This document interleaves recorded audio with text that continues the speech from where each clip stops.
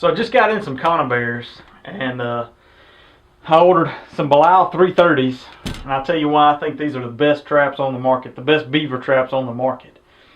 Number one, well, there's a couple. One of my favorite things about them is the safeties on them. So you see, they have these safeties that are stiff, so they'll hold where you want them when you need them, and they'll also hold their spot up or down the spring. If you slide them, they're going to stay. You know, a lot of Conibears just have kind of a small hook that's loose, and it'll slide way down here, and it flops around. And you know, when you're setting a stout Conibear, it helps to have that safety right where you're ready. When you get that spring depressed, you can latch that safety on real quick and easy versus having to fish and try to get the floppy safety around where you need it to.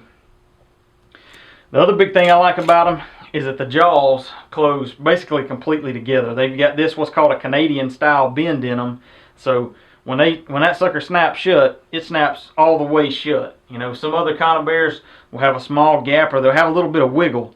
You see how large the spring eyes are, and you think about if it was just the jaw, just those two bars inside there, there's going to be some wiggle and some slop inside of the spring eye. But the way these jaws are closed, the way the bend is, if you can see the way the bend is, the jaws come together. So what that allows you to do is hold more game. So, you know, a beaver doesn't always, or any animal doesn't always go into a trap exactly how you want it to be. You know, ideally, you got a beaver swimming in head first, or an otter swimming in head first. The trigger throws and it catches him right behind the head. Perfect catch. That's not always the case though. What I like about the Belisles is I've caught beavers by the tail, I've caught beavers by the hind foot. Wherever you catch him by in these Belisles, it's going to hold him. So that's what I like. You know, when I'm trapping, I want perfect catches, but you're not going to have perfect catches all the time. So ultimately, I want the game, and these Belisles will help you catch more game. If you're setting Conibears, you're going to have some misses. You're going to have animals that hit the trap with their tail. Any other trap, pretty much, you're going to have a hard time holding them by the tail. Belisles will.